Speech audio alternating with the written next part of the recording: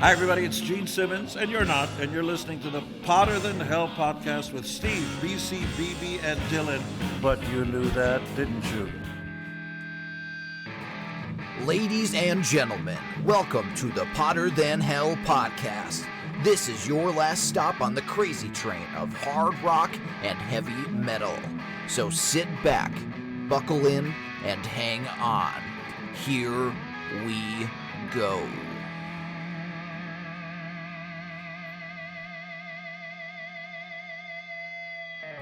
Hello, you Potter Than Hellians, and welcome back to the Potter Than Hell podcast. I am Dylan, your temporary host for this episode, and I'm joined for this introduction by Steve. Okay, so this is part 2 of our discussion of hard and heavy mystery playlist songs that we all had fun time picking. The first part was filled with a lot of piss and vinegar from some people, a lot of joy and absolute pleasure from others. It was quite the spectacle. What did you think, Dad? It was great. I love the end of this, and like we said at the end of the last episode, it was like a 3-hour marathon session. We actually recorded at 11 o'clock Eastern time, daylight time, whatever the hell you want to call it here on the East Coast. So it was us four here and Aaron on the East Coast. And it was 7 o'clock in the morning out in San Francisco for Sonny when he started, but he was probably up for 3 hours already. So that that's normal for him. I think he sleeps about 18 minutes a night, so it wasn't a problem for him. It was fun. I really enjoy these type of episodes, and you can't rush these things when you have this many people and this many songs. But it's fun. It's fun getting everybody's takes on it and trying to guess who picked what and everything. And I love them. I think it's a blast. Yeah, absolutely. And it was interesting to be on the other side of it this time, being the master of the sheet rather than a person picking, because it's a lot less pressure, I'll tell you. But some of the questions that might be answered on this episode: who got the most guesses correct? Whose playlist is the best? Who ends up killing another person? Will the mystery of Laura Palmer's death be solved? Who shot JR? Some of these questions and more will be answered on this episode. So take it away, past Dylan. Welcome back, everybody. That was Do It For The Kids by Velvet Revolver. And instead of the hidden gems from everybody, I just want to pose this one question. Guns N' Roses just recently released their first single in forever. We haven't talked about it on the podcast yet. So I want to know, very simply, what does everybody think of Absurd by Guns N' Roses? Should we all do a 3 count and do a Pooni? 1, 2, 3. Boruto! It was bad. It was bad. I was listening to it. As our timing was. Shit. I was listening to it. I'm like, Axl owes a lot of money in the swear jar for how many times he says, like, fucking. I'm like, what the? This is the first single that you put out? It's named correctly. Yeah, like, this is the. And I'm looking online to see people's reactions to it. And they're like, oh, this is great. Because I guess it's a reworking of, like, an older song that they had demoed back in the day. But back in the day. It wasn't. I thought it was terrible. It was absurd. It didn't sound like Slash playing either. Like, it didn't have that, like, signature Slash feel to it. No, it sounded like something that came off of Chinese Democracy more than anything. Yeah. Which does not help. Yeah. Sonny, what did you think of the song? Yeah, I'm a big believer. These legacy bands, I don't need new music. And that Absurd is exactly what I'm talking about. It's like all anybody wants, the reason people want new Kiss music is just so they can shit on it. Yeah. Because it's not going to be good. Dad, I know that you hated the song. Yeah, I don't know. It didn't hit me. If you're gonna do something new, at least try and make it sound like the actual band that's playing it. Yeah. But you can't recapture that. You don't have Adler on drums. You have Slash and Duff, but you don't have. I mean, nothing against like Richard Fortus or whoever else is in the band, but like you can't recapture that. But they didn't even fucking try on this one. Yeah. Aaron, better or worse than My World? Oh boy. Neck well, and neck. You got to go a long way to beat My World for shittiness. But no, this is bad, really bad. I unlike Sonny, I like when legacy bands put out new music, or at least I like to try it out. Come on, guys, do you still have it in you? Right. And boy, this is not a good indication that they do. Yeah. BB, did they play this live? They did not play this live. Are you thankful for that? Or? Yes, because we would have been looking at each other. What the hell is this? And I don't understand. I think we've said this before. They are.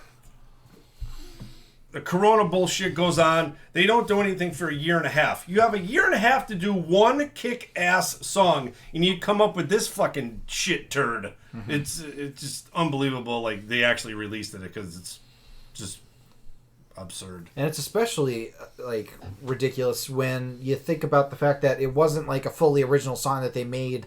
Like it was a demo of an older song that they just reworked.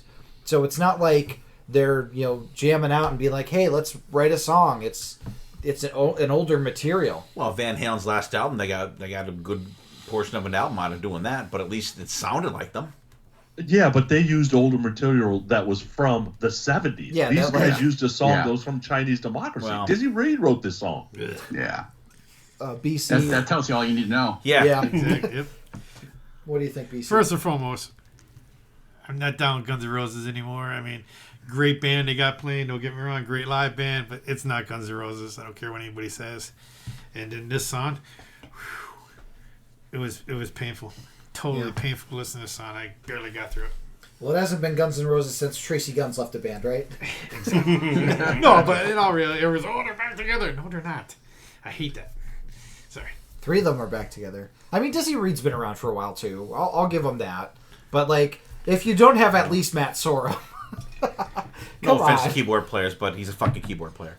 Oh, come on. Come on. Ladies and gentlemen, Mr. Dizzy Reed.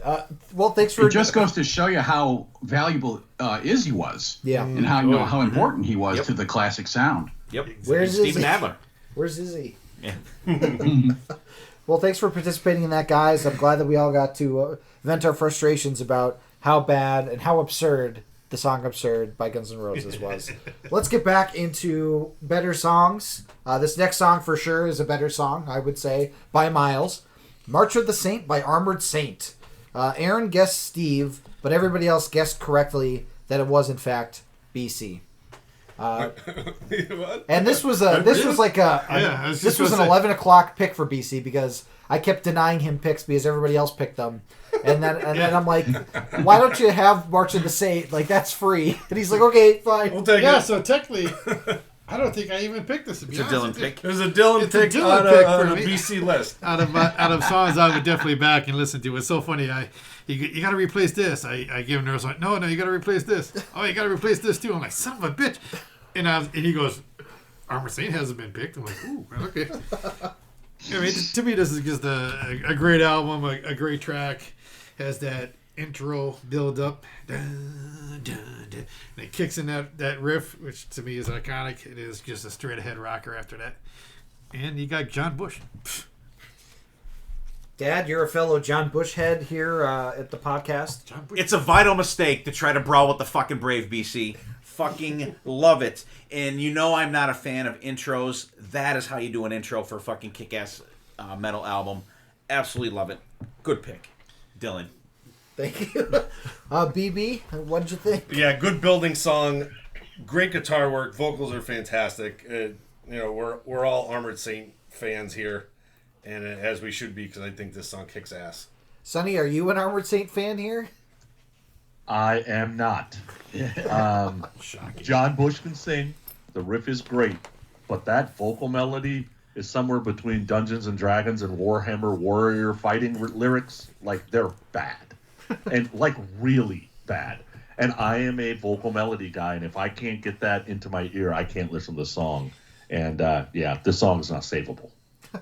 Aaron, are you in agreement with Sonny here, or are you with the Hotter Than Hell boys? I am not in agreement with Sonny. Love Armored Saint. This band's never gotten the recognition it deserves. Just like everybody else, love the harmonized, the anthemic intro. Then it just goes in that cracking fast metal tune. Maybe it has a little bit too much studio polish, but it still brings it. And like John Bush, phenomenal singer. Love this. All right, wait a second. Aaron, you ready? Yeah. Son, are you ready? Sure. Let's get it on. Yeah, we're going to end up in a cage fighting that. As much as we have, to be honest with you. Well, that could be our next Hotter Than Hell in a Cell. Sonny and Aaron. Aaron versus.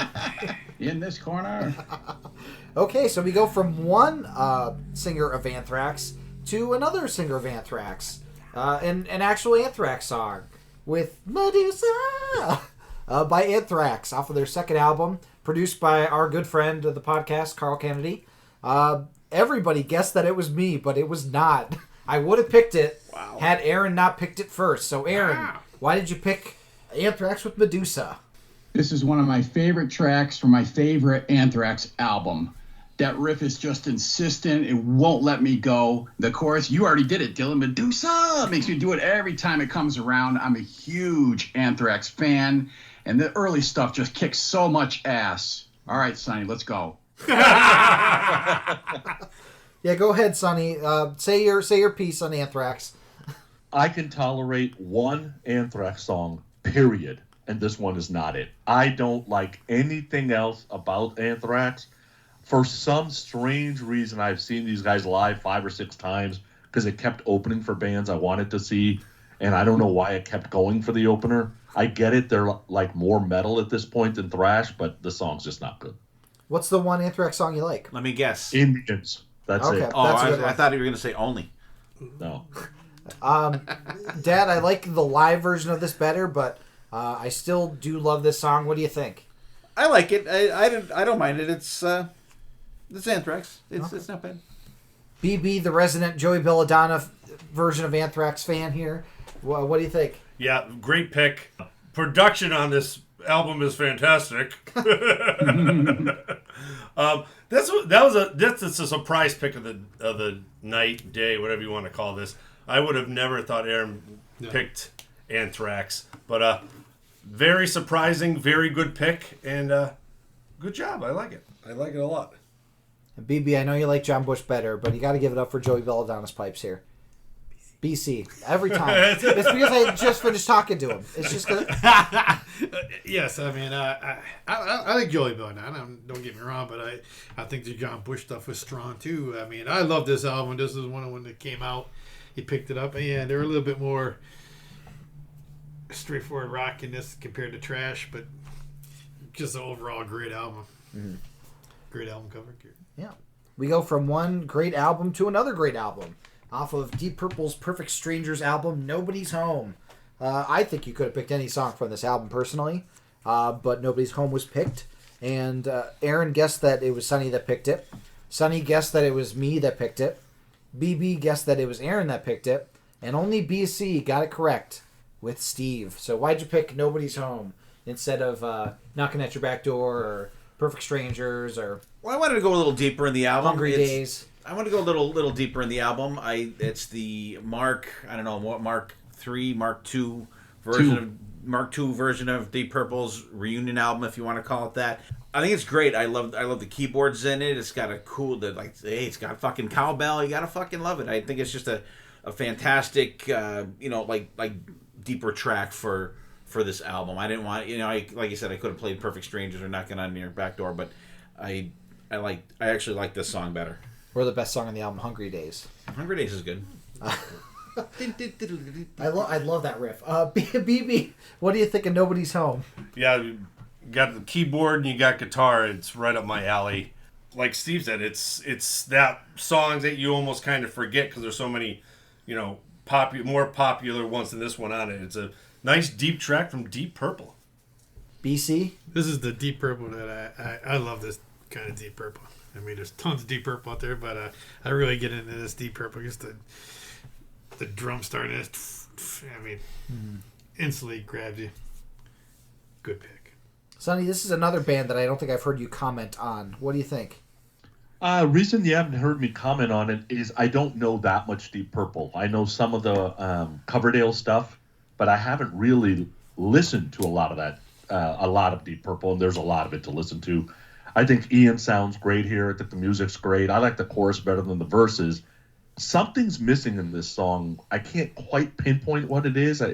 It's somewhere in the melody or maybe the vocal delivery. It just needs a little more punch. It feels like some of the Deep Purple that I've listened to that's with Coverdale seems to have a little grit and a little bit more in your face, and this didn't feel that way.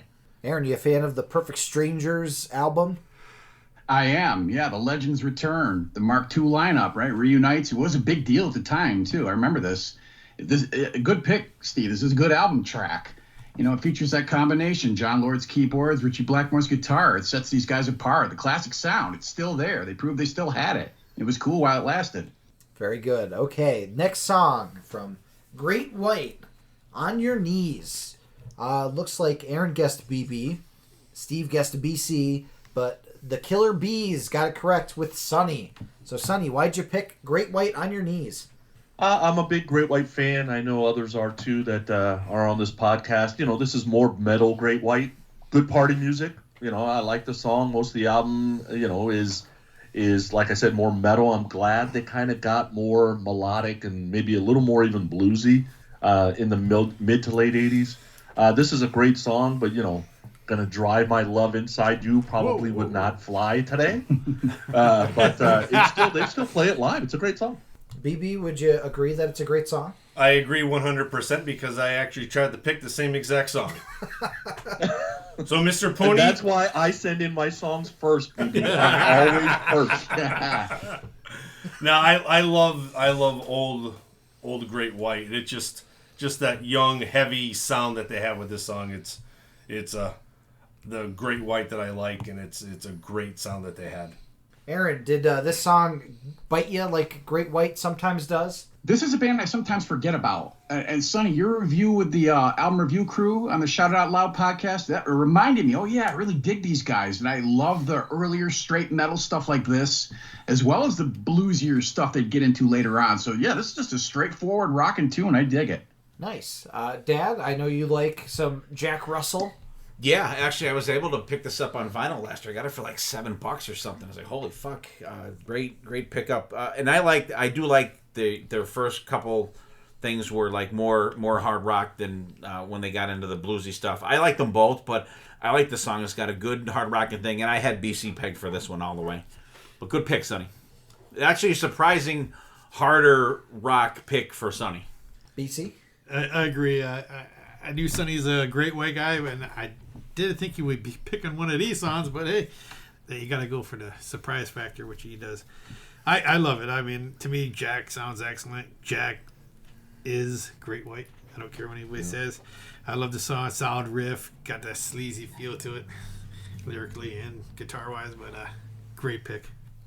Very good. And the next song, we're On the Road to Rock with Kick Axe. Sonny and Steve both guessed BC. Aaron guessed Steve. And only BC guessed correctly with BB. So, BB, let's talk about this song that we did feature a while back on when we covered this album. Yeah, I believe I picked this song for something else, or maybe we even did an album for my birthday, because this is one of those albums I could take to that desert island, because I love these guys. The big hooks that these guys have, the great guitar work, the band vocals are great. This is just one of my favorite albums from 1984, and I know not a lot of people have ever heard of these guys, but check these guys out. This Vice's album is fantastic. Dad, I know you like this Kick Axe album. Yes, love it. This is a desert island album for me. I absolutely love it. I got this when it first came out. It was one of those, you're going through the record store, you see the cover, picked it up, was not sorry picking that up. Great song. I love the background vocals in it. I like it. And the production, I love that on this album too. Good pick, BB. BC, I know you as well love this album. Love. But Kick Axe, my advices. This is definitely, I agree with both Steven and BB with the Desert Island album for me. It's a cranky band, and this is one of the bands I've never got to see it.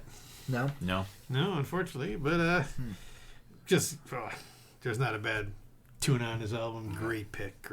Sonny, are you on the road to rock? Mm-hmm. All right, so I'm going to start by saying Potter Than Hell owes me a huge apology. Huge. I don't think I'm going to get it, but I'm going to say it's a huge apology because I picked up this album, I would say late 80s, same thing, album cover, hadn't heard it in a while, And, probably months ago, maybe a year ago now, you guys were oohing all over this album, so I pulled it out, listened to it. This album's fucking horrible. Jesus H. Christ. Jesus Christ. George Kristen can sing, I got it, but poorly written songs can't be saved by a singer. The melody is just shit. Like, it is so boring. I was so pissed at you guys. I'm like, how could all three love this thing? And I listened to it and not like one solitary thing. And then you guys ended up picking 2 Kick-Axe songs, because that shitty King Cobra song is also written by Kick-Axe. That Hunger song. Wow. Sonny, not sorry. Oh, I see. I'm not going to get the apology. No. Nope. I tried. Sorry, not sorry. Aaron, are you going to have another cage match with Sonny, or do you agree with him on this one? Sonny, I'm fitting my boxing gloves on as we speak. BB, I'll tell you what, though, you sold me on this one, because this is a band I've heard of but never listened to their stuff at the time. And this was another nice surprise for me.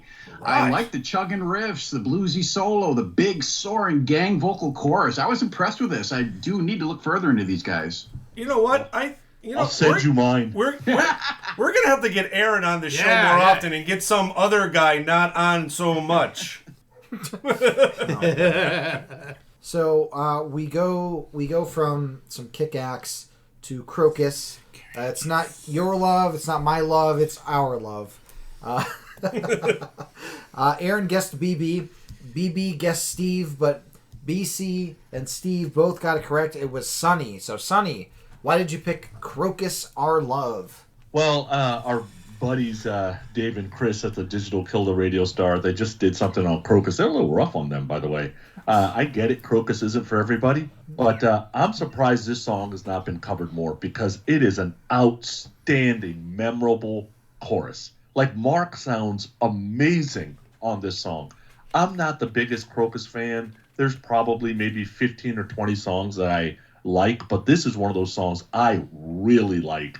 And like, guys like Bon Jovi could have killed songs like this. I'm just surprised they didn't cover it. But I love the song. Always have. BB, do you love the song as much as Sonny does? I do. I'm a big Crocus fan as well, and the harmonies to this song, it really sells it. I think it's a great pick. And it's just they're another band that you're surprised that they were kind of there, they just weren't out front. But I'm a big fan of these guys, big fan of the song. BC, I know you're a Crocus guy. I'm a Crocus guy. I was just listening to One Vice at a time. To me, this is very radio-ish. Crocus to me. Not bad. Drums and the riff, But overall, I think it's more they were trying to get radio. And especially at this time, everybody's trying to get on the radio. But no, good pick. Nice. Aaron, any Crocus love for you? I do like Crocus, although I only owned the Headhunter album because I thought that album cover was cool. It's one of those, you go to a record store, that album looks cool, so I tried it out, and I really dig it. But I knew this song, too, because there was a music video for this one, too, I believe. And it's got that slow burn build and the pre-chorus, and like you said, Sonny, that chorus really opens it up. It's excellent chorus, and I've always liked this track. Cowbell, baby. Dad, I know you also are a Crocus fan. Yeah. I've been a Crocus fan since probably when Headhunter came out, or One Vice at a time. Great song, and I'm not sure. I never really heard Sonny's opinion on Crocus. I know our buddy Tom at Shot Loudcast. I think he just loves to say Crocus. But good song though, and actually I believe the video for this song was banned from MTV as well. One of the banned videos that they had because of the. Like there's a shower scene in it or something like that, and you know how the fucking prudes were back at that time. But good song, Sonny. Very good. Was that everybody? Did I get everybody on that one? Okay. We're going from Crocus to Europe. That's quite the jump. We got Paradise Bay with a Z for some reason. Ooh, it's cool way to spell it. Aaron and BB both guessed BC. BC guessed Aaron, but only Dad got it right with Sonny. So, Sonny, your second song in a row. Why'd you pick Europe's Paradise Bay? I just wanted to give Europe some love because, they're not just the Geico commercial final countdown Europe, right? Europe's very interesting because it kind of started out raw like this, and they're kind of still developing their sound. They go to that very polished, which I love, the 86, 88, out of this world final countdown time Europe. I love that Europe. And now they're kind of back into a more polished metal type sound, which the New Europe is good too. But the production on this song is not great, but you can kind of hear the hit potential and the talent kind of evolving in their songwriting. Like they could have wrote radio hits. It's coming. And it's kind of like what I said about the first two Bon Jovi albums, is you can hear bits and pieces of a big album, radio hit, MTV type thing coming. The difference between the two first Bon Jovi albums and the two first Europe albums is the two Europe albums put together sold like 12 copies. I have each of one of them, but most people don't have these two Europe albums. I was surprised because I think other people on this podcast were trying to pick Europe, and they kept getting bounced back. I'm guessing on that, but off the self-titled album Europe, good song. Aaron, the production kind of prevented me from fully liking the song. Were you able to enjoy it? Well, I'm kind of with you, Dylan. And, I've never been the biggest fan of Europe. I saw them open for Def Leppard when they were pushing the Final Countdown. I hated that. It never sat right with me. So I had preconceived notions of this band. When I saw this track, I'm like, oh, fucking Europe. So this track doesn't highlight the keyboard, so it rocks a little harder. But for me, it just still misses the mark. I don't know. Some stuff grabs you and some doesn't. This is pass. Dad, I know you're a real big fan of Europe. Yeah, I'm kind of in between Sonny and Aaron there. The production on it just made it unenjoyable for me. But you're right. You can hear that, like, there's going to be better stuff coming from these guys with this. But just the production just like absolutely killed it for me. BC, are you in that same boat? No, I've always been I like Final Countdown came out, and then after that I went forward back into these albums. To me, I love these earlier albums. Even in Sonny, I believe, said even today, they're putting out some killer stuff. But I like it. I think this band is so underrated, and good solo in it. Production could have been better, but hey, it's early 80s. What the fuck? BB, your thoughts? Yeah, I didn't get maybe I don't listen well enough, and I have on my headphones. As I'm doing stuff, and I get into it. I love it. I must have missed the production thing because I thought this song was great. We may talk about another Europe song down the road during this podcast because a couple podcasts, BC's getting deep into them, so I kind of been indulging in myself. They got some really good stuff back there. But it's the keyboard and guitar that sell me. I think this was a really good song. Okay. Speaking of really good songs, this is a song that I think everybody tried to pick, but only one person was able to pick it. So the guesses are kind of all over the board because if anybody else got this song, they would have been right.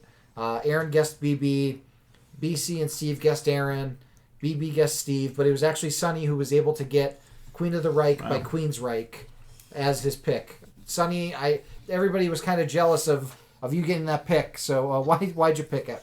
Yeah, so this is when we do these playlists. Early bird gets the worm here, yeah. And like I said, 83 to 85 is kind of tough for me.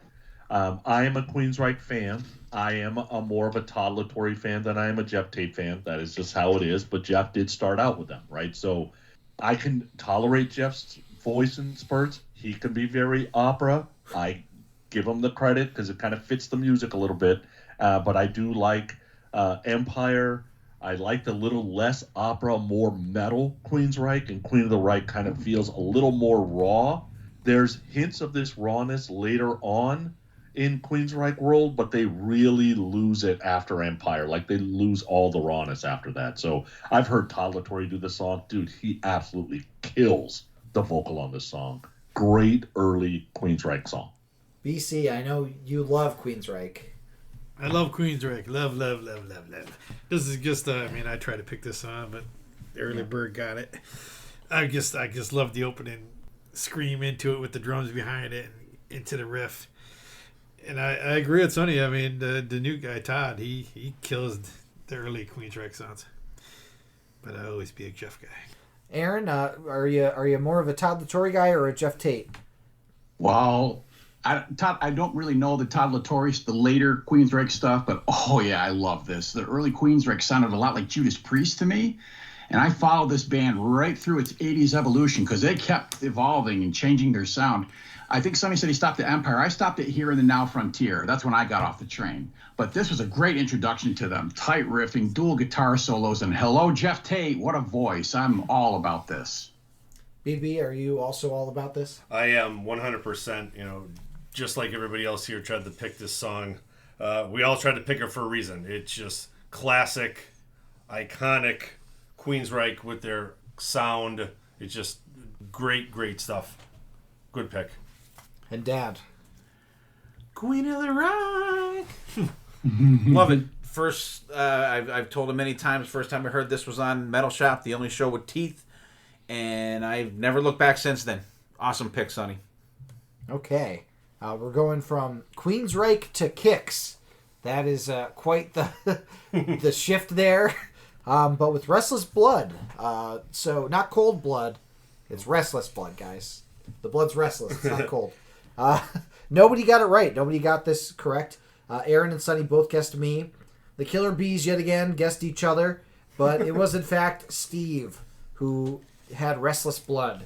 So why was your blood so restless?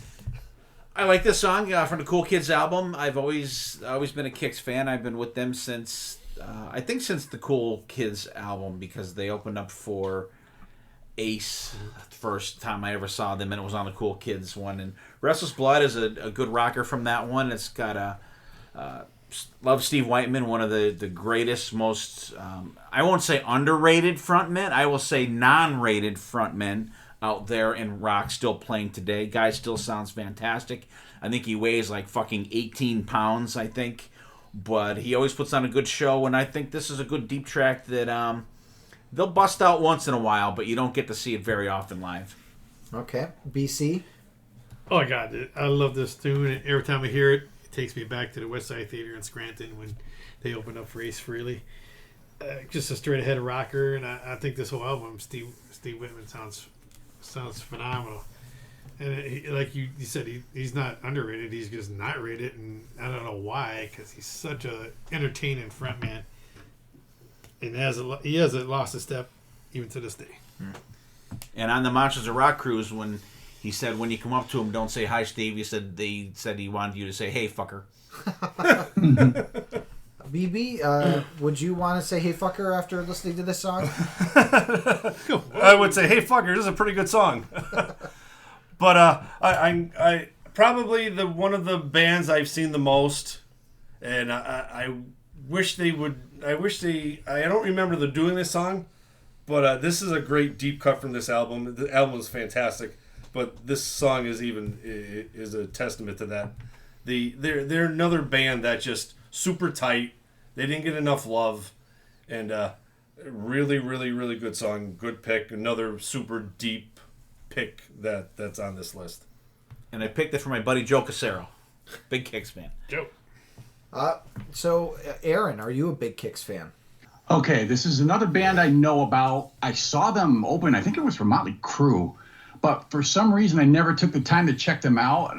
But I thought they were good live, and I'm interested in it. I am interested in them still, but I hope they got better songs than this, man. The riffs sound like a bad AC/DC knockoff to me, and that bridge with the organ-sounding keyboards is freaking terrible.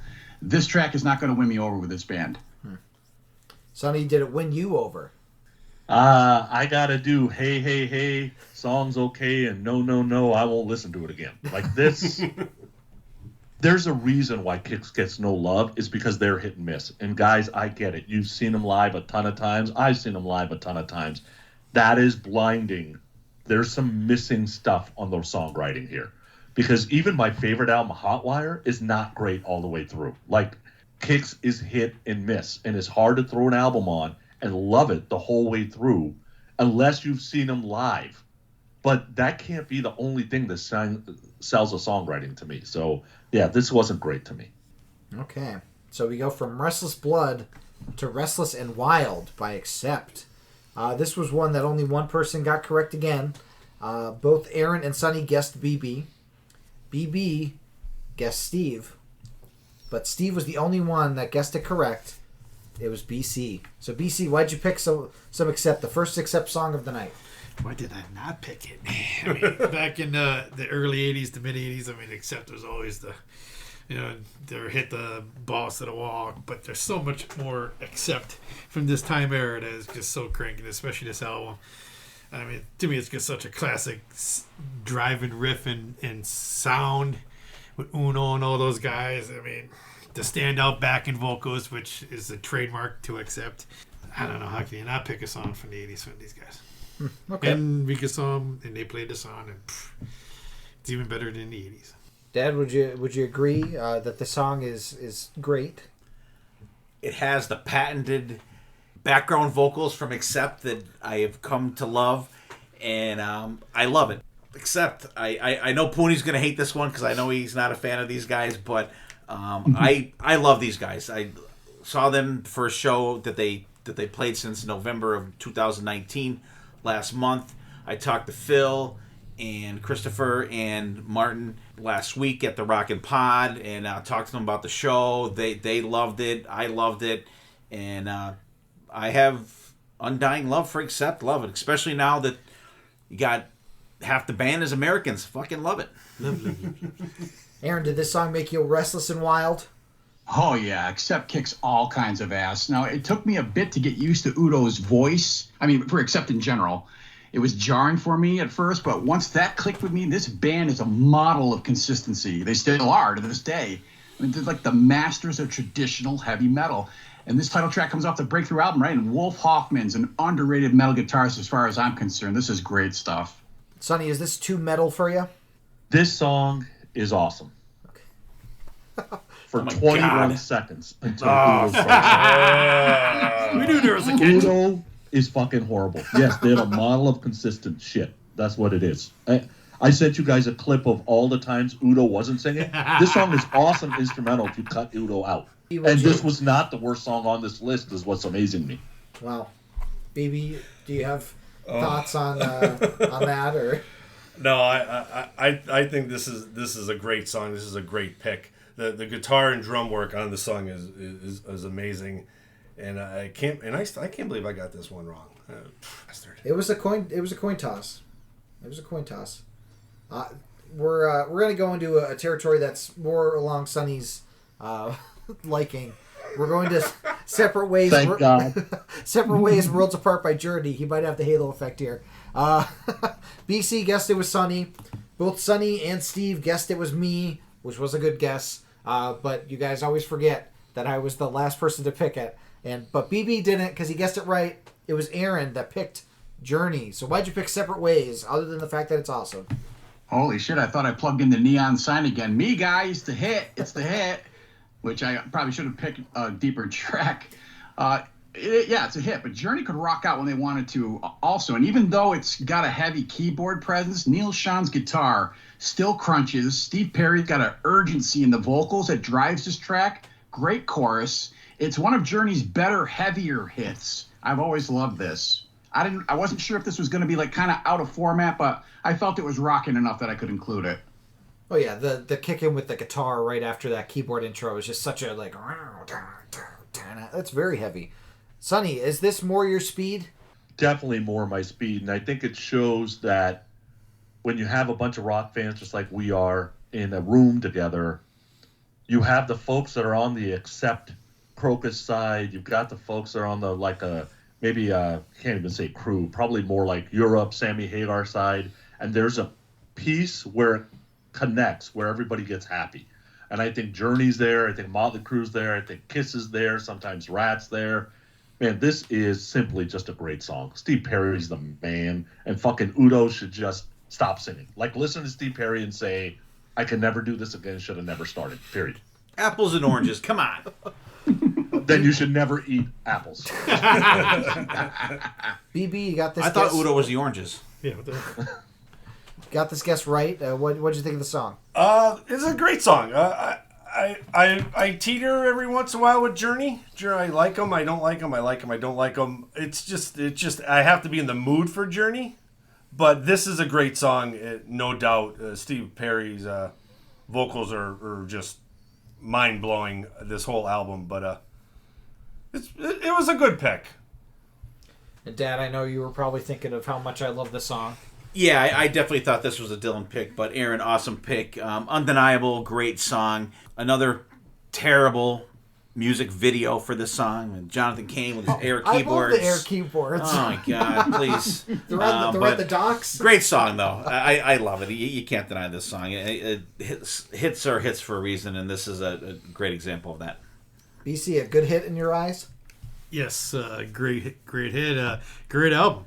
And, I mean, of course, you got the sounds, but nobody talks about the drumming. Steve Smith, I think, is very underrated on this album. Yeah. I mean, give it up to him. And great song. Okay. We're going from an American classic band to an Australian classic band. AC/DC, Shake Your Foundations. This was an interesting one to look at the guesses. Everybody thought that it was Aaron that guessed it. However, Aaron was the only one to get it right. It was me that picked it. I mean, this is a great song off of it's off a Flick of the Switch, right? No. Or no, Fly on the Wall. Fly on the Wall. Just a catchy chorus. I love the gang vocals. I mean, the riff is really fun from Angus. I think it's a great AC/DC song. Aaron, you got it right. What made you think me, and did you like the song? Well, coin flip, dark toss, dumb luck that I picked you. But I feel like Fly on the Wall is an underrated AC/DC album. For me, I think it's like the last one I really liked most of the way through for a long time. And this is just AC/DC doing what AC/DC does. No bullshit, in your face hard rock. This was on the Who Made Who soundtrack too. I mean, you know, yo. What's not to like? Sonny, what's not to like? Yeah, it's classic AC/DC, simple riff. A vocal you can't understand any of the lyrics. Great Angus solo. Song's fine. It doesn't knock my socks off. I'm becoming more of a Bon Scott fan anyway. So, but yeah, it's a good song. Yeah, I definitely agree. I like Bon better, but Dad, did it knock your socks off? It's okay. I like the gang vocals in it. The production is a little for me, but good song though. Solid. BC? Solid foundation. Not a bad song. I can live without it. I'm a Bond guy too, but overall not bad. It's AC/DC. A lot of lukewarm responses, BB. What do you think? Man, oh man. No, I enjoy the song. I wish they would do the song like live, because I think this is like a perfect crowd response song. Mm-hmm. And they just they don't do it because it's not a hit, because they have 8 million hits out there and people only want to hear the hits.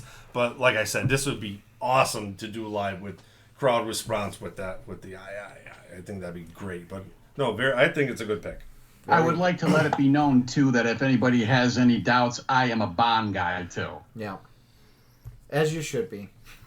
Okay, the next song, "Stayed Awake All Night," the second Crocus song of the night that we're going to be talking about. Aaron and Sonny both guessed that it was BC. However, the Killer Bees, yet again, they sting true. Each other. It was you guys guessed right, it was Steve. So, Dad, why did you pick "Stayed Awake All Night"? Love this song. Absolutely, probably top 3 Crocus songs for me, and I love a lot of Crocus songs. I love the it's got a cool groove to it. I love that drum part in the middle. The song checks a lot of boxes for me. I love it. I love the like the guitar run with the bolt. It's just I love it. I think it's a fucking fantastic song.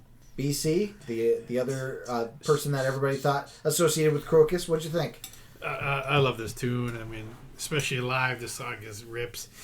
I mean, it got the catchy groove, the vocals. Hey, my God, Haki Nakarani, good solo. I mean, checks off a lot of things on my list. Does it check off the boxes on your list, BB? Oh, it does. I think the chorus sells it for me. I think this chorus is so catchy. It gets stuck in your head. And this song definitely did a couple of times after listening to this list. And I think this is the better of the 2 Crocus songs. Sonny, as the person who picked the other Crocus song, do you agree with that statement? This checked all the boxes for me too. All the wrong boxes. Come on! Eating lyrics, lazy, annoying as fuck. The song is boring. Then you waste 92 seconds of my life with a middle that goes nowhere. in a song that's 283 seconds long. That's 32.5% of the song. I'll tell you why they did it, because the song fucking sucks. I was pissed when I had that. Wow. Jesus. Aaron, I think he stayed awake all night doing all that math. Wow. Aaron, does the math add Holy up that way shit. for you too, or? Well, let's course correct here. This comes off Headhunter, so I knew this one. It's a cover tune, right? Bachman Turner Overdrive song. It sounds really good. I love the echo drums too. You could have picked anything off of Headhunter, and I'd be happy with it. So yeah, great tune. Okay. I want to see that Sonny Aaron fight. Oh my God, I'm getting outvoted all day. We're going into a little. We're pulling it down a little bit with this next song, "Stone Cold" from Rainbow. So the guesses were all over the board again. Aaron guessed Sonny, BC guessed me, Sonny guessed Aaron, and only Padre, the Podfessor himself, guessed correctly that it was BB that picked "Stone Cold" by Rainbow. BB, did you pick this as like a gag or what? And it's funny. I'm always the one who says, I hate the hits. I hate the hits. And then I pick the hit, which turns out to be like the slowest, non-heaviest song on the whole list. But I enjoyed this song because I looked at my list. I'm like, holy fuck, I'm 1984 heavy. 8 of my 10 songs are from 1984.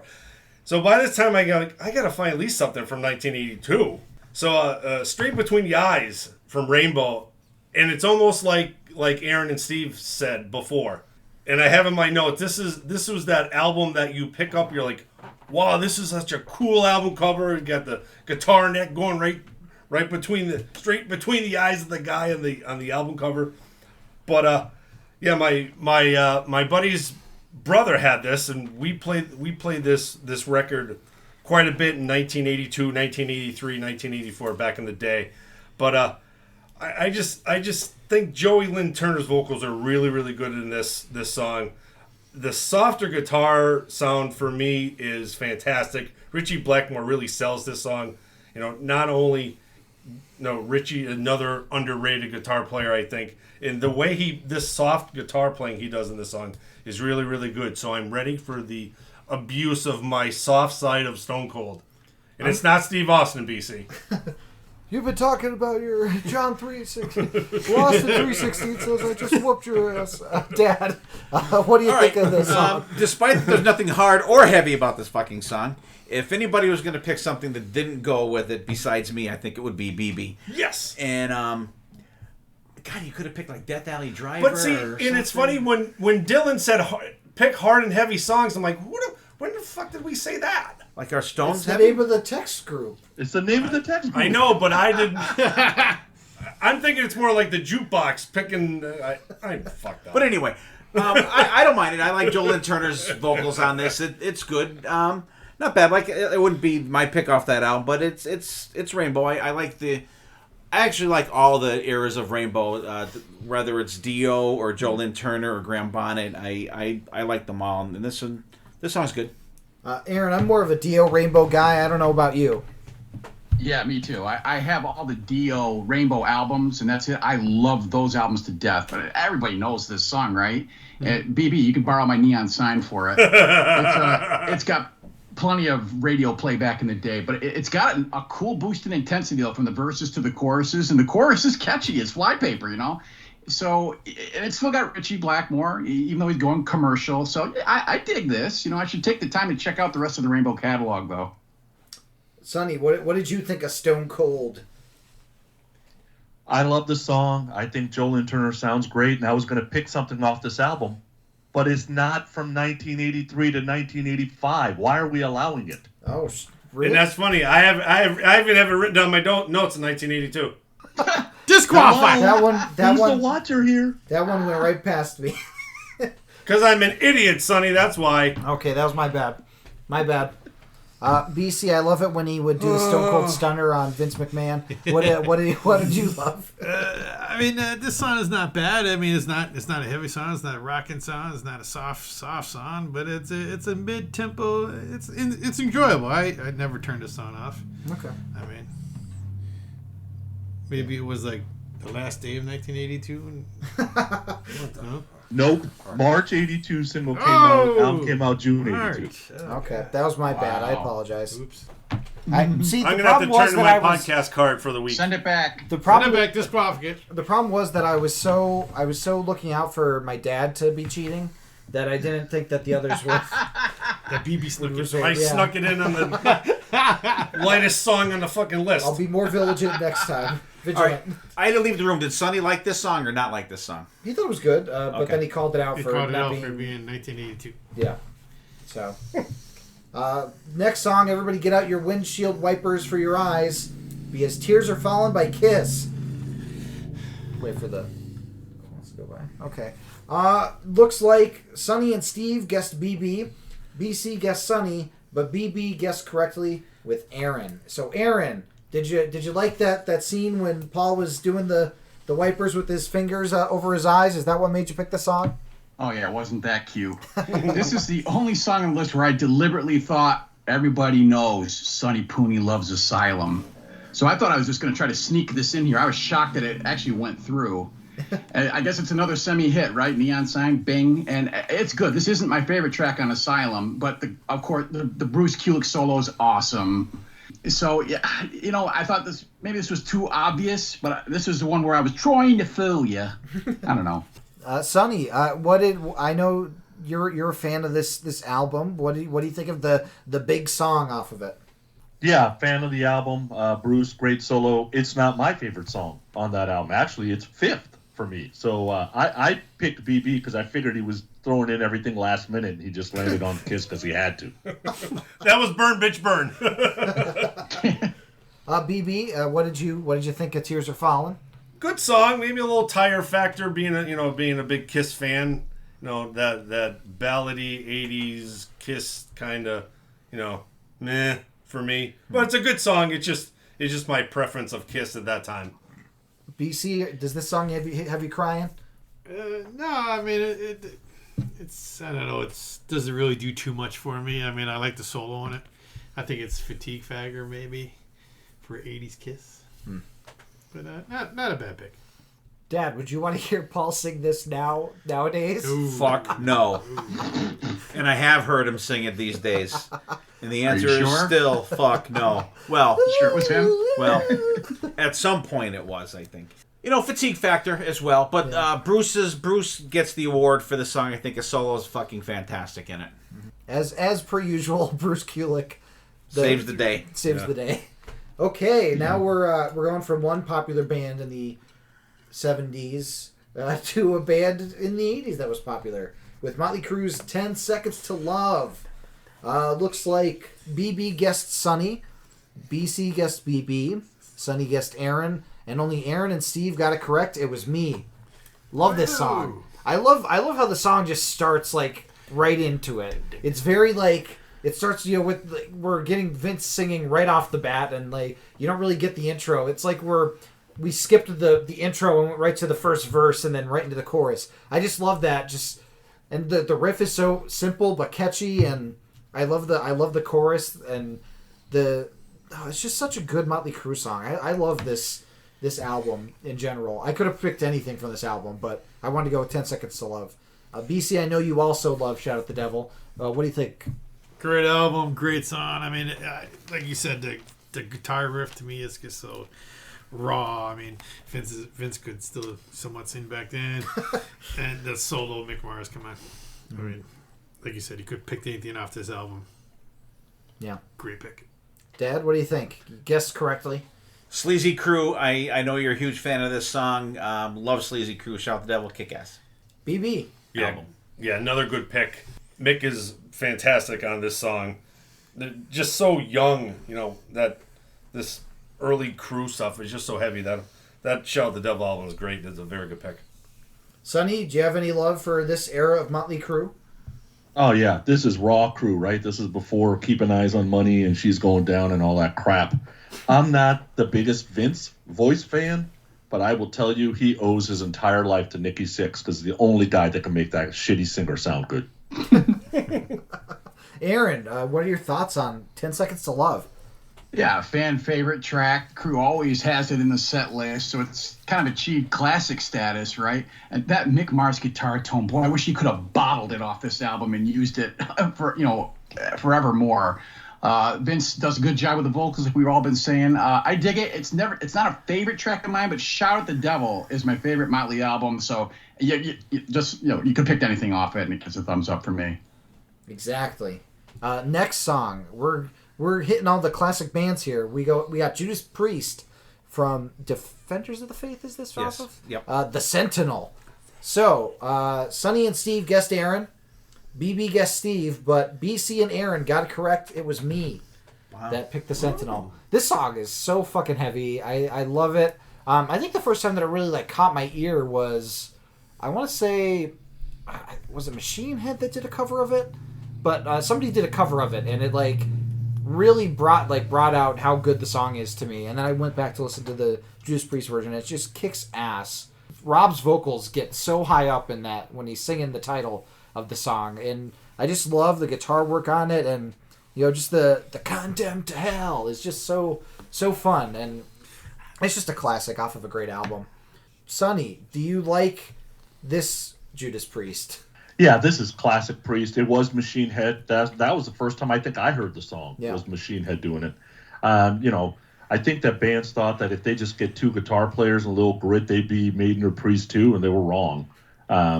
Priest is hit and miss for me overall, but I really like the song.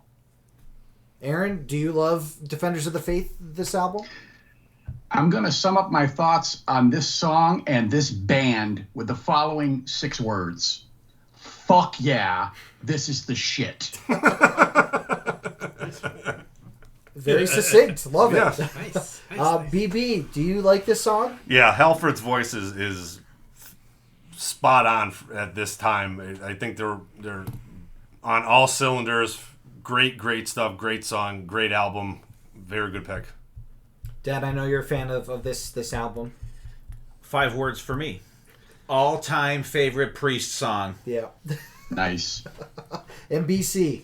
How can you not go wrong with this kind of Priest, early Priest? I mean, and again, this is one of the 5 bands I can name that I think continually get better. Yeah, their last album was so fucking good. So I can't wait for the next. I mean, Yeah. phenomenal pick. Okay, next one is one that I'm sure Sonny thinks is a phenomenal pick. Oh, he loves The last song from Saxon we're going to be talking about tonight. This Town Rocks. Nobody got it right. This one was, it was a crapshoot on it again, I think. My dad guessed me for some reason. I don't know why. Aaron guessed BB. BB and Sonny guessed Steve. But it was BC that picked This Town Rocks. BC. Rocks, come on. Go ahead. Here we go with some more Saxon. I mean, come on. Double bass in this song, and then it kicks in. To me, the standout in this whole song is the bass part of it. Okay. And it's a fast-paced rocker, I think. I mean, getting a band that I don't think gets enough respect. Respect, the key word here. Talking into the speaker again. Oh, keep doing it. I need a beer. Sonny, do you have any Aretha Franklin for this song? This song was a little Motorhead, right? Didn't it Yes. sound a little Motorhead? Okay, Yeah. That's what it is, because I fucking hate Motorhead, too. They suck, too. This chorus sounds like it's written by a 6-year-old. Brutal. Just bad. And it still wasn't the worst song on this list. Wow. Aaron, did you like the Motorhead-ish version of Saxon? Yeah, so this is 2. I break this down in 2 parts. So it's our second Saxon track. The intro and the chorus drums do make me think of Motorhead, and it lends a heaviness to the song, which is good because the music I really like, but I'm not crazy about the vocals. This town knows how to rock. It comes off forced. It's like too stock, too cliche. Let Kiss do that shit. So I like the music, but the lyrics and melody are a miss for me. Okay. Dad? It's okay. Some Saxon songs don't hit me, and the 2 that were on this list today are not hitters for me. They're missers for me. Okay. Sorry, BC. Wow. BC, I love you, but Betrayed by the person you trusted most. it's just I don't know. There's a couple Saxon songs that they don't, and they didn't. I would like to point out that he thought that I picked this one. And maybe That might have. well, it's a lesser song by this band. It must have been my son that did it. BB, what did you think of this song? I enjoy this song. Biff is very upset with you. I know. He'll get over it. Biff is pissed. Biff is pissed. Biff is but pissed. no, I think this is the sound Saxon has. I enjoy it. I think like BC said, the bass, the drums on this song sell it for me. I think it's a good pick. I enjoy it, BC. I don't care what Steve I like says. the more 3/4 tempo, half tempo Saxon stuff than the total Motorhead type stuff. Yeah. Is probably what my thing is for that. Okay. Next song. I'm very interested to hear about. This is from the legendary metal band Spinal Tap, off of their Smell the Glove album or Black album or the movie soundtrack album, whichever one you want to. It's also on, I think, Back from the Dead, their like reunion album. Tonight, I'm Gonna Rock You Tonight. So Aaron guessed that Sonny picked it. BC guessed that Aaron picked it, but everybody else guessed that I picked it. I've been touting how good Spinal Tap is, the movie, and I like the music as well. It's just such a fun. It's like a good song. The guitar work on it's really great. I love I just love how the song just chugs along. You know, the vocals aren't like fantastic, but like they work for the song, I think. And I love the keyboards in it. The keyboards are fantastic. It's a great song, and it was featured on one of the Guitar Heroes, so you can't go wrong. But let's hear how we can with my dad's opinion.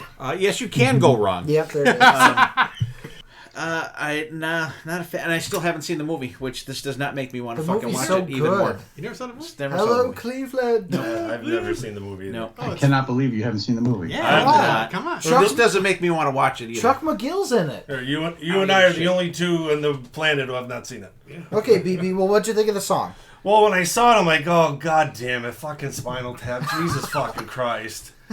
Spinal Tap's either you love them or you hate them, and I hate them, but this song wasn't as bad as I wanted to bash it. I thought the guitar keyboard was kind of cool in it. The vocals wasn't that bad, so I can't bash it as much as I wanted to. Because I'm like, oh, there's an easy one to pick for the bottom. Like, it's not gonna be the bottom, but it was better than I totally expected. But it doesn't make me want to go out and buy Spinal Tap vinyl. BC, the only one in the Part of the Hell gang that's seen the movie with me. What'd you think? I don't mind it. I mean, you're looking at a mushroom. You know it's a mushroom. So I mean, Okay. it's. I fucking hate mushrooms too. I think it's groovy. It's funny. Some What of the does that lyrics. mean? To quote Frank Costanza, what the hell does What that the hell does that mean? mean? What the hell? Well, you gotta look at Spinal Tap for what it is. I mean, it's not going to be the most mind-blowing music there is. I think it's pretty groovy. Get some funny lyrics, and you got, like you said, a little organ feel to it with the keys. I don't know, not bad. You had the do, re, mi, fa, sol, la, ti, do Yeah, in there. Come on. You're not selling it. he didn't see the movie. So he Aaron- see the movie. Didn't. Aaron, what'd you think? Well, this not really a band, is it? It's just a spoof of metal tropes, right? They usually tried to balance the line between homage and parody, so you can't take this seriously. I mean, it's kind of funny and goofy. It's a miss, though. They actually have much better songs than this, but hey, great movie, fellas. And Sonny, what did you think? So it took me 37 years to watch the movie. I watched it a week ago. What'd you think? Man. Oh, 37 years of people telling me how great the movie is. The movie was over, and I'm like, that's it? Okay. And then I remember hearing the song going, the song's just kind of meh, too. There's much worse on this. But the movie wasn't, they didn't sell it to me. okay. So now we're gonna fight over movies too. Oh, Just Aaron, do not say that you hate Green Lantern, or else you're never going to be able to get within 5 feet of him. Green Lantern's not my favorite movie. Oh my god, if you knew my favorite movie, you'd die and you'd probably just hang up. But No, I that's was okay. saying I don't really care. superheroes, just in general. Okay, so next song, the last song for Accept Too High to Get It Right. It looks like only one person was too high to get it right, and that was BC, guessing that it was Aaron. Everybody else was not too high to get it right, and they guessed Steve. So, Dad, why did you pick this Accept song? From the Metal Heart album, I love the guitar sound, and once again, the patented background vocals, and I do agree, Sonny, at time Udo can be brutal for me as well, but I love their singer now, Mark Taranello. I think he does justice to the old stuff, and he brings new life into the band, but I just love the guitar tone of Wolf Hoffman, and those background vocals just get me every time. Okay, very good. Sonny, did you like this Accept song? Not that I want to play my hand early. This could be the worst song ever written. It would be on the list. Get out. Udo is brutal. Way worse than the other Accept song. That's how bad it was. I swear you guys put these songs on this list just to piss me off. I hope Sonny can at least now in the top 3. Can you pick your own? Because I don't think Sonny had anything that could say about anything. You got to pick your own tunes. I'm keeping tabs of one Sonny doesn't like. Wait, there's I'm keeping tabs of the ones I got right and the ones that Sonny doesn't like. I'll give you a tally at the end. Aaron, I'm sure that you actually liked this song. Martel has Pooni in a headlock. He's giving him headlocks. It's going down. Accept is metal as fuck, but they still knew how to put hooks in their songs. And the Metal Heart album, it sounds a little bit different. It's like more commercial, I guess is the word. To my mind, they were like looking at what the Scorpions were doing, and they were hitting it big with a more commercial sound. So I feel like their influence is coming in on this. But I'm kind of with you guys. Udo's voice, it's an acquired taste. But I sing that too hard to get it right chorus. Accept proved that they could write in this kind of style. Unless they're using those for hemorrhoid commercials, those songs are complete shit. Is that going to be on your commercial episode? Yeah, Sonny? that's what we're gonna do. Down goes Pooni. Down goes Pooni. BB, what did you think? Yeah, of this song? is like this for an Accept song. I think this is catchy as fuck. I don't know what it is about this chorus that always is just catchy, but that whole album is great, and this song is no doubt one of those deeper cuts on that album that are really, really good. I enjoyed it. MBC, bring us on home. I mean, okay, I can see where Sonny goes, and Uno's not the greatest vocalist there is, but anybody that really likes Accept is not liking it for the vocals. To me, the music is just so metal and stand out, and the background vocals is the game changer for me. It's phenomenal. Sorry. Why are you apologizing? Nothing to apologize You about. should be. Okay, we're down to the final 5 songs. We have our second Europe song of the night, Treated Bad, again. Let's see. BC guessed Aaron. Sonny guessed Steve. Steve guessed BC. And only one person got it right, and that was Aaron, who guessed BB. So, BB, why did you pick this Europe song? I picked this just for the title, because I feel like us here at the table are being treated bad again by Sonny Pooni. Yeah! But this song, the fucking solo in this is so heavy as fuck. And then I love when they go like a cappella almost for like a verse, and they go right back in the heavy solo. It's just a great Europe tune that I think Aaron said it before, all you hear is the final countdown.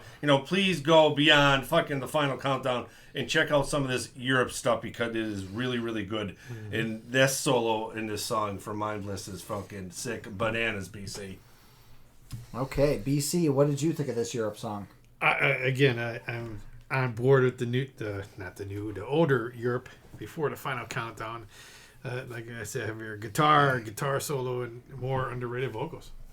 I mean, Gilly Tempest, just again like Steve Whitman, you never hear him throwing in there with vocals. Yeah, and he sings damn good to this very day. Yeah. So, Dad, which continental band do you like better, Europe or Asia? Asia.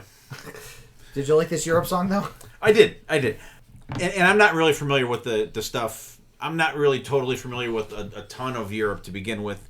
I know some hit and miss stuff, like Final Countdown, of course I know, but like past that and before that, I know a couple songs here and there. This one's good though. The solo fucking tears it up on it. I got no problems with this one.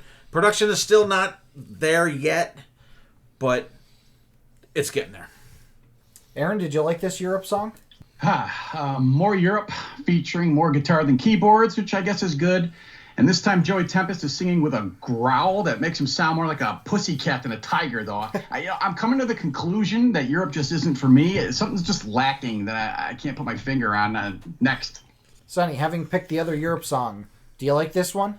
Yeah, I've never seen the nude Europe. I don't know what the hell BC's talking about. Well, check it out.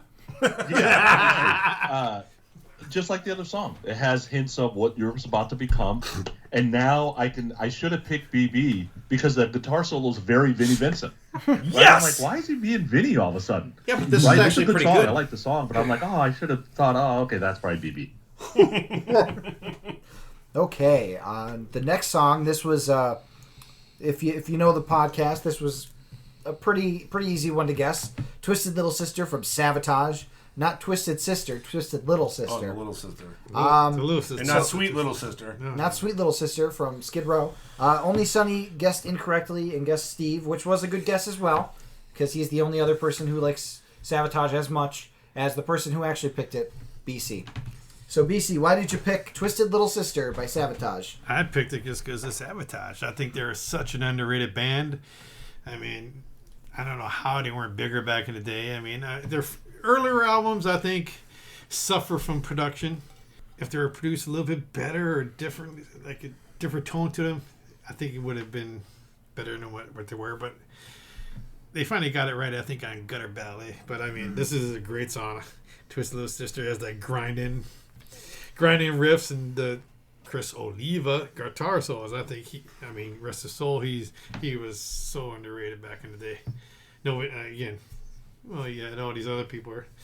Nobody ever talked about his guitar playing, which I think is a shame. Okay. Aaron, are you a fan of Savatage? You know, this is another band I'd heard of but never got into. I know jack shit about them. So on this track, the riffs chug along and the double bass drums thump fast and the guitar solo really cooks. But I was kind of perplexed with this one. I'm not sure what to make of it. I like a lot of it, but it doesn't blow me away. I'd give these guys another shot. You guys want to steer me where to go with these guys? I'd give them a shot. It's pretty good. I didn't love it, though. Gutter Ballet, 1989? Nine-ish. Trans-Siberian Orchestra. Beethoven's Last Night. Sonny, I could see you not being as big a fan of this song. Yeah, I can tell you, Aaron, you'll love Savatage because I absolutely hate them. The production sucks. This song sounds like Garage Band learning to write songs, and they got a long way to go. Like, this was a tough listen for a song. Dad, the rebuttal? I don't know. This one, I remember I haven't heard the song for years. It took me a little while to get into it.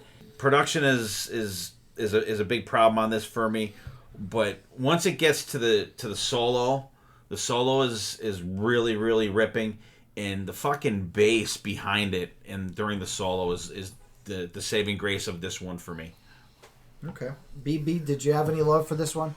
This is about the only song on the whole list that I wasn't really familiar with because I'm not really into Savatage.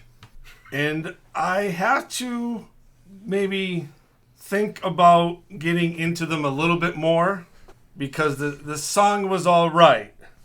It was all right. It was good, BC. That's all I have to say. Wow, you struggling here, pal. Yeah. Really sold it. Bringing endorsement. I got an ink pen to his Yes, throat. he had an ink pen to my jugular. That's why I kind of was talking a little slower than normal. God damn it. Okay, we'll go from a song that not a lot of people were a fan of to a song that everybody likes. VOA from Sammy Hagar. So Aaron, BB, and Steve all guessed Sonny. Sonny guessed BB, but it was BC who managed to pick it. You go from fucking Savatage to Sammy Hagar? What I love all the people, damn it. I mean, how can you not go? I mean, nobody talks about Sammy Hagar other than Van Halen, which I don't understand. I mean, before Van Halen, Sammy was the man, I think. I mean, I've been such a Sammy fan. And this album, VOA, is just... I don't think there's a bad tune on that neither. But here's a classic, The Voice of America. I mean, it has the guitars, the backing vocals. I love that part. No. It's Sammy Hagar. Come on.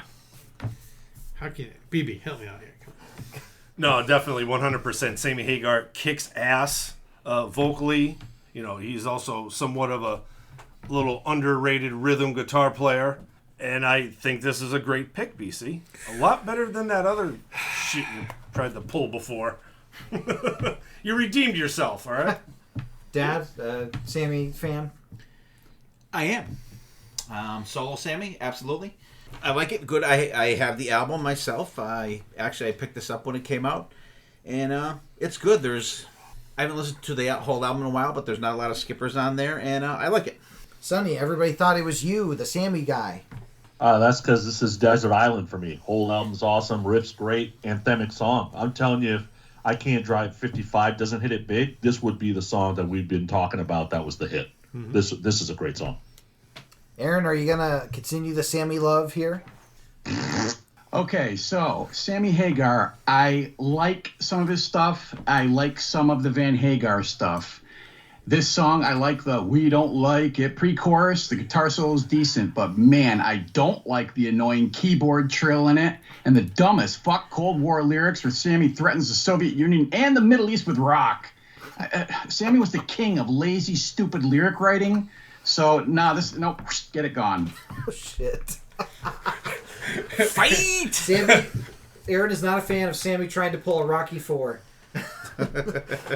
Okay, the second to last song we're going to be talking about from Dio, We Rock. Both Aaron and BC thought it was me that did it. BB thought it was Aaron, but Sonny got it right. It was Steve. So, Dad, talk about Dio. Love it. Opening track on Last in Line album, and it's a song that they used to close the concerts with. Fantastic song. I love Dio. I definitely wanted him represented. I was back and forth whether to pick a song from Holy Diver or from Last in Line, so I went with We Rock because it rocks. Sonny, does it rock? Yeah, normally I'll call it lazy when it's like, we rock, right? But the verses, the guitar solo, the punch you in the face, simple, straight ahead, this is Dio I like. I love this song. I give it a break. Wow. Aaron, do you want to break you off a piece of that Dio rock? Oh, man. Those drums, that guitar, that voice. Yeah, we rock. Fucking awesome. BC. I have down drums, and drums. I mean, this song rocks. I mean, that's why they finished it, to close the shows with. Come on.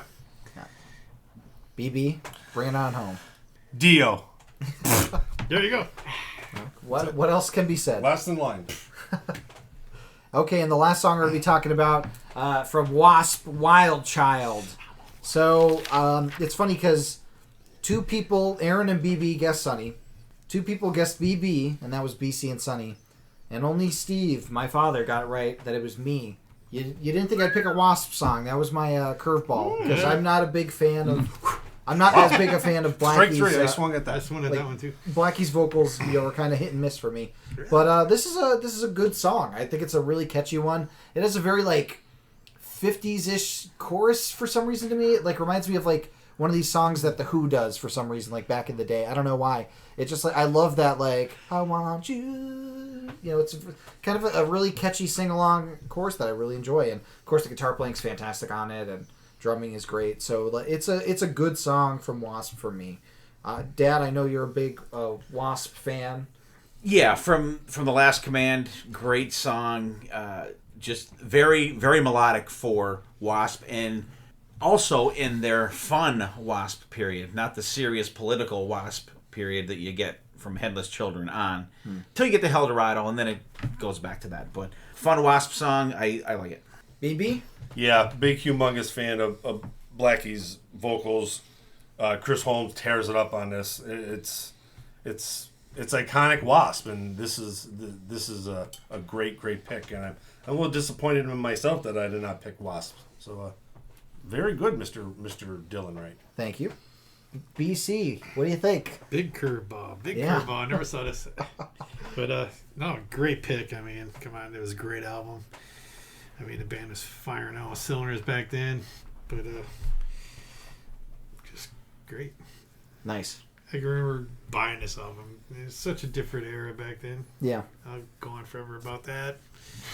When you did see the album cover to you, went to the fucking store, you're like, Aaron, did you like this Wasp song?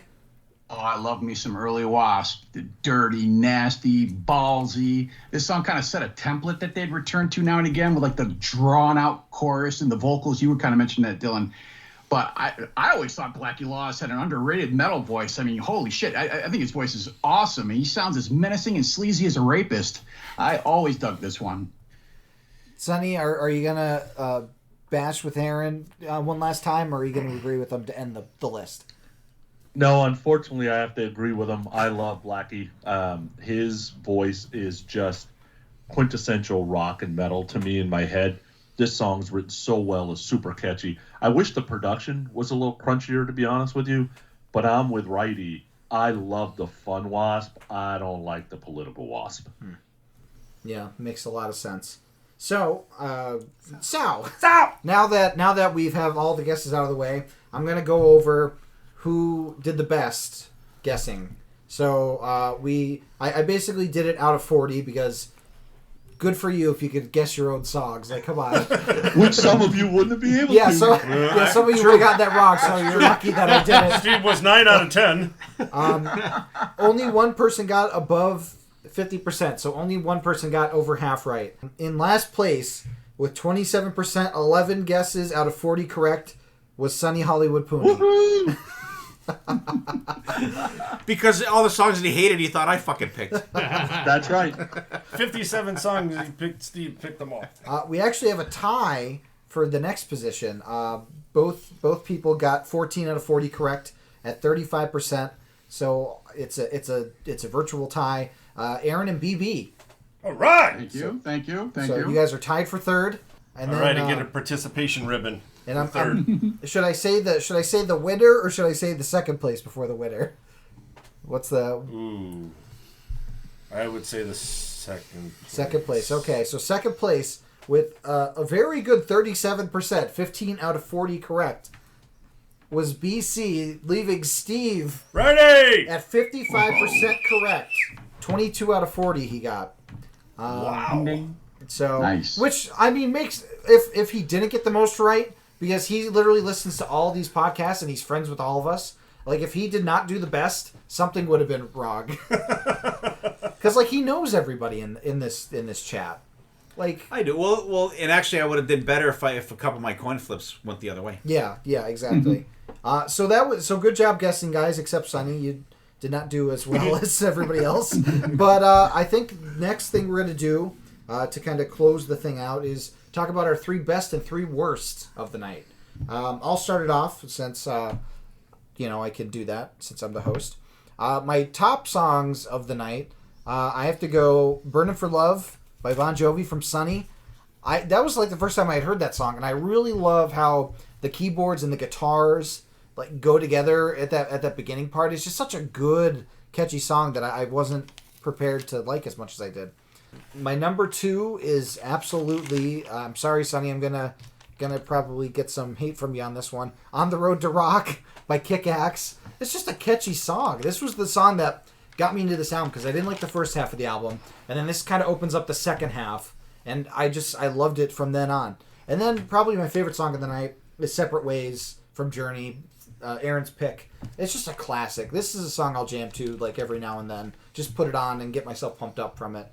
My bottom songs, and all these are just for like, they're not bad songs. It's just like one reason or another, like little things. Paradise Bay, Sonny, I'm sorry. It like the production is what killed me on that. It feels like a demo almost. Like it felt like it was a song that was left on the cutting room floor that they didn't master properly. I like the song itself, like the guitar solo in it's fantastic, but the production really killed it for me. BC, you gotta stop talking about fucking Lizzie Borden. I put Flesh Eater on there because this is the 3rd goddamn time in a row that I've had to talk about Lizzie Borden on this podcast. I'm sick of it. Wait till you hear the 4th. And then BB, I had to go Stone Cold because it's not really hard and heavy, and it's also not 83 and 85. So Yes. Before I give it to everybody else, you could listen to all the songs that we talked about tonight on our Spotify playlist of the week. that will be in the show notes. Every single one of the songs is on there. My dad did not pick a song that isn't on Spotify this time, thankfully. So you will be able to enjoy all of them. So, who wants to go next on their tops and bottoms? Anybody itching to... I'll save you for last, Sonny. Since yours will probably be the most interesting. Longest. Yeah, the longest. Let's go with BB. I think he'll be nice with his. I'll be quicker. Okay, top 3 for me. Follow Your Heart by Triumph. I love those guys. They make a great sound for 3 guys in a band. My next one would be Down on Your Knees by Great White, because I tried to pick that.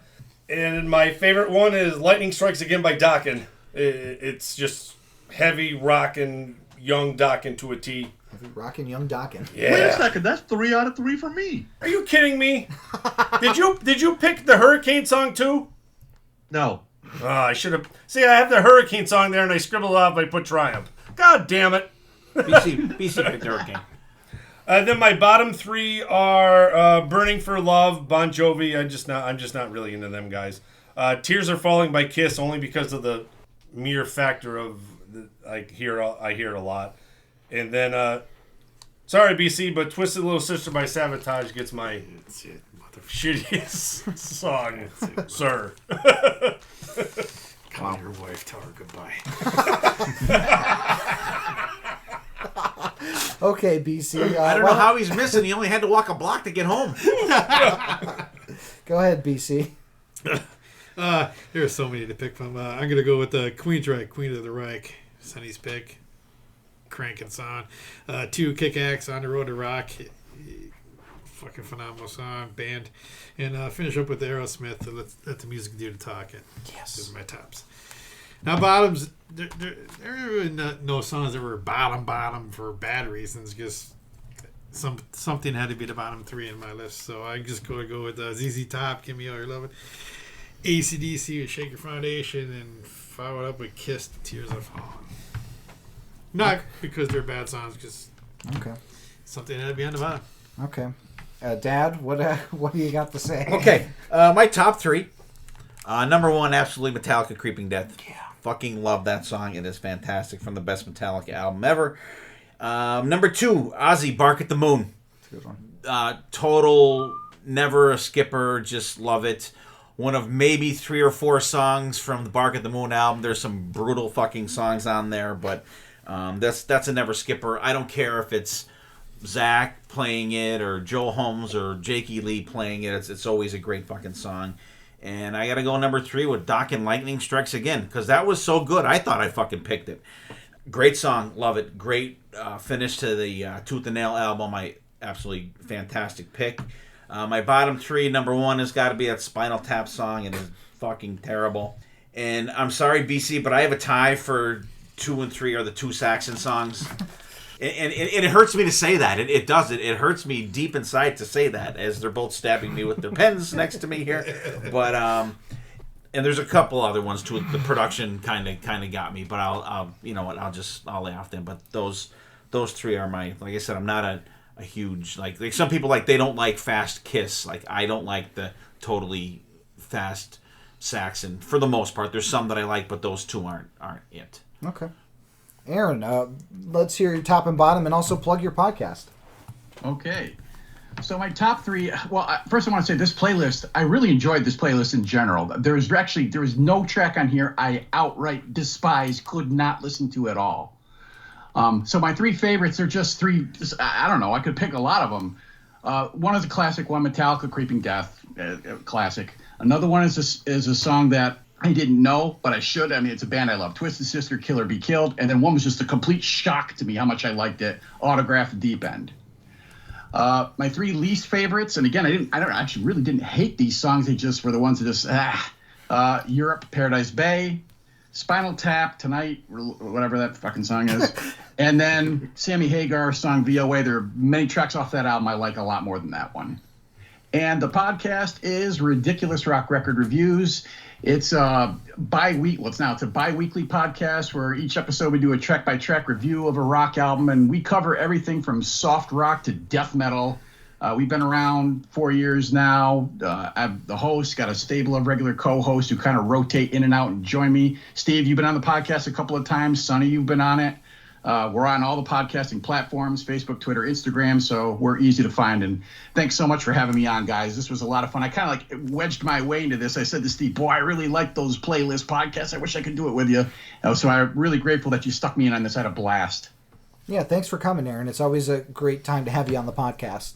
Okay, Sonny, plug your stuff and then let us have it. You can easy way to find me is growinguprock.com, or I'm on Twitter or Facebook. Podcast Rock City. We do a live stream every Sunday at 5 p.m. Eastern on Facebook. So those are the easiest way to find me. I would say best three. My third best was Wild Child. I love that song by Wasp. My second best was, of course, on the bottom of Aaron's list is VOA. Dude, that album is unbelievable. And the best song on this list, bar none, is Hot for Teacher. So you got two Van Halen guys up there. Hot for Teacher is a perfect song, so there's nothing wrong with that. Bottom songs. The third worst, The Town May Rock, but that Motorhead shitty sounding song, that song does not rock. The second one, Stop Having 6-Year-Old Write choruses for Just Let Me Be Rock. Like, it literally felt like somebody's kid just learned how to talk and go, just let me be rock. And then bam, that's the chorus. Like, it's stupid.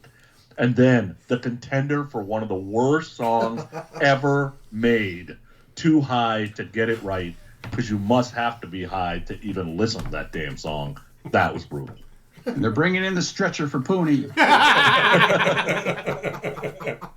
Well, I'm glad we all enjoyed some of the playlist at least. I thought it was a great playlist. I didn't really dislike many of the songs. Of course, there's going to be some that I'm not going to go back to, but there's a lot that I will. So I always enjoy these episodes because everybody gets to really bring in something that you might not think about. And like Aaron said, there are songs that you never heard or you never were introduced to, and then you get introduced to them on a podcast, and you're blown away by it. And I really love that this playlist episode kind of thing can do that. I also love seeing who gets the most right. I usually do okay, but I like gathering the information and being able to be coy and have all the power in the situation.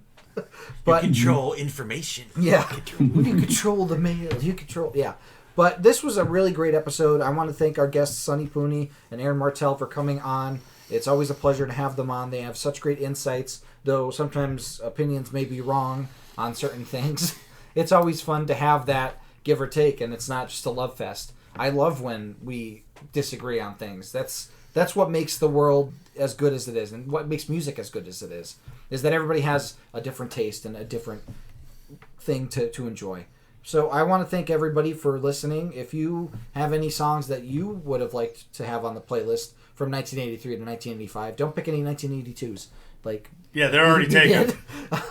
They're all taken. Let us know in the comments on our Facebook post. We love discussing with you. We love talking about what you like, what you don't like on the episodes that we pick.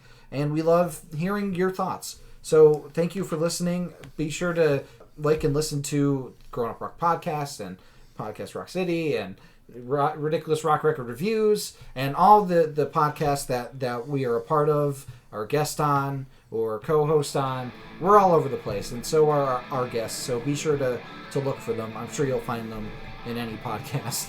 But until next time, take it easy, and we will see you next time, and there definitely will be a next time.